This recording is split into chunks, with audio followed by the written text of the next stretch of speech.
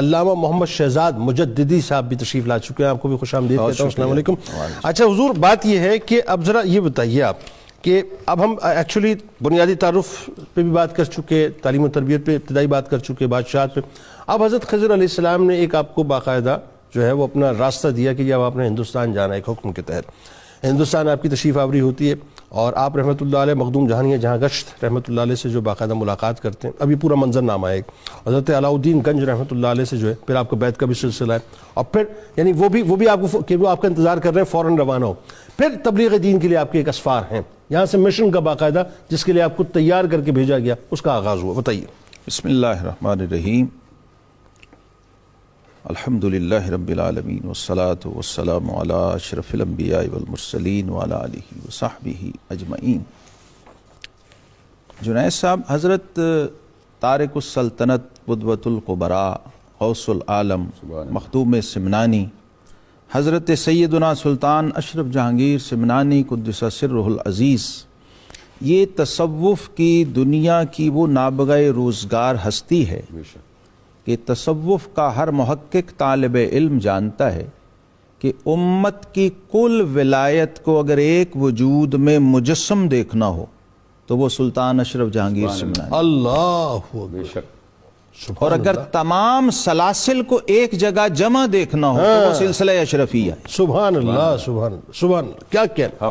میں ایک تصوف کے طالب علم کی حیثیت سے عرض کر رہا ہوں کہ روئے زمین کا کوئی منبع ولایت و روحانیت و عرفان و معرفت ان کے وقت میں ایسا نہیں تھا جہاں سے انہوں نے جا کے اپنی روح کو سیراب نہیں کیا. کیا کہنا. سبحان اللہ. یعنی 140 سے زیادہ شیوخ کا فیض تو صرف اچ شریف میں حضرت سید جلال الدین بخاری مخدوم جہانیہ جہاں گشت رحمت اللہ تعالی علیہ کی ذات سے انہیں پہنچا ہے. اللہ تو آپ سوچئے کہ باقی منابع سے انہوں نے کس طرح استفادہ کیا، اور سیاح عالم ہیں، پوری دنیا کا گشت کیا ہے. اللہ اکبر. اب ان کی ذرا آپ صدق طلب کا بھی اندازہ لگائیے، ان کے طارق السلطنت ہونے کو بھی ذہن میں رکھیے. بالکل ٹھیک ہے کہ یہاں مادی، عارضی اور فانی سلطنت کو ترک کر کے ابدی، باقی اور دائمی سلطنت کو پایا ہے. واہ واہ واہ. سبحان اللہ. یہ سلطنت دیا جانا ان کو اصل میں اس کا بیک گراؤنڈ یہ ہے کہ چھوٹی چیز کو بڑے مقصد کے لیے چھوڑا کیسے جاتا. بالکل ٹھیک. واہ کیا اچھی بات. یہ امت کے ان چند معدود چند اولیاء میں سے ہیں. حضرت ابراہیم ابن ادہم رحمت اللہ تعالی علیہ، ان کی روایت کو زندہ کرنے والی ہستی. ایسا ہی بالکل ایسا. جب پورا عالم پھرتے ہیں تو کوئی ایسا بڑا اس وقت کا ولی نہیں ہے، وہ چاہے مکہ ہو، وہ مدینہ ہو، مصر ہو، وہ شام ہو، وہ افریقہ ہو، وہ ہندوستان ہو، کوئی کونا، اور سینٹرل ایشیا، کیونکہ وہیں سے تو آپ نکلے تھے وہاں کے سارے.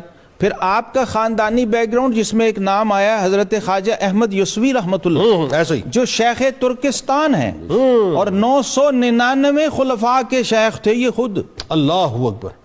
یہ تو ان کے خاندان میں یہ تسلسل چلا رہا تھا. تو اس کا مطلب یہ ہے کہ کینوس اتنا بڑا ہے اور وہ اتنا بڑا ظرف لے کے اس کائنات میں آئے ہیں کہ اس وقت روئے حضرت خواجہ بہاؤالدین شاہ نقشبند رحمت اللہ سے براہ راست فیض لیا. اللہ اکبر. سلسلہ نقشبندیہ کا. اللہ اکبر.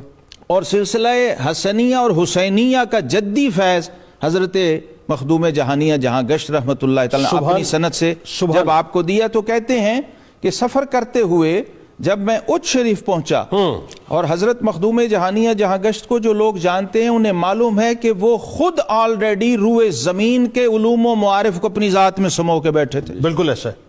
تمام سلاسل کا فیض لے کے، اور اس میں علوم بھی ہیں، اس میں علم تفسیر ہے، علم حدیث ہے، علم فقہ ہے، اس کے وہ اپنے زمانے کے منتہی امام ہیں. اللہ اکبر. ان سے جا کر حضرت شیخ جب ملتے ہیں اور ملاقات ہوتی ہے اور انتظار ہو رہا ہوتا ہے، تو آپ نے خود لکھا ہے لطائف اشرفی میں کہ جب میں حضرت مخدوم کے پاس پہنچا تو آپ نے فرمایا برادرم اشرف. سبحان اللہ. میرے بھائی اشرف، میں آپ کے انتظار میں تھا. اللہ اکبر. تو کہتے ہیں پہلی رات جب مجھے خلوت میں لے گئے تو میں نے دیکھا کہ پورا وجود جو ہے وہ اس کے مختلف اعضاء بکھرے ہوئے ہیں اللہ اور ہر عضو سے الگ الفاظ میں تسبیح کی آواز آتی ہے. اللہ، یعنی یہ کہا جاتا ہے، میری تصریح فرمائیے گا کہ ابدالوں کی کیفیت ہوتی ہے. جی ہاں، یہ تو ابدالوں کی کیفیت ہوتی ہے جزوی طور پر. جزوی طور پر. یہاں جو کیفیت ہے یہ تو خود ابدالوں کے امام ہیں، حضرت مخدوم جہانیہ جہاں گشت رحمت اللہ تعالیٰ علیہ. یہ تو روئے زمین کے ابدال خود ان سے فیض یاب اور سیراب. ٹھیک، بالکل ٹھیک. تو کہتے ہیں کہ میں ہیبت طاری ہو گئی، حیران ہو گیا، اور جو ہی واپس اس کیفیت میں آئے تو فرمایا برادرم اشرف یہ مقام بھی ہم نے آپ کو دیا. اللہ اکبر. اللہ. دوسری رات پھر خلوت میں جب گئے تو مقام بسیط پر لے گئے. ٹھیک ہے. اپنے وجود کو اتنا پھیلا ہوا میں نے دیکھا کہ جو حجرے کی دیواروں کے سوراخ تھے اس میں سے بھی گوشت کے کچھ حصے باہر کو جا رہے تھے. ہائے ہائے ہائے. تو کہتے ہیں پھر روب و ہیبت سے عجیب میری کیفیت ہوئی. تو جب واپس اپنی حالت میں آئے تو فرمایا برادرم اشرف یہ مقام بھی ہم نے آپ کو دیا. اللہ اکبر. پھر مقام لطافت میں لے گئے تو کہتے ہیں تیسری رات یہ کیفیت ہوئی، تیسری رات خلوت میں، کہ آپ کے تلوے کے نیچے پڑی ہوئی چیز آپ کے سر کی طرف سے دکھائی دے رہی تھی. اللہ اکبر. اللہ. مقام لطافت طے کروایا. اب یہ وہ چیزیں ہیں جنید صاحب جو آپ کو پوری امت کے تصوف کے لٹریچر میں سوائے لطائف اشرفی کے بطور قال اور بطور حال کہیں اور نہیں ملیں گی. نہیں ملیں گی. بالکل ٹھیک. اس مقام کی ہستی ہیں مخدوم سمنانی.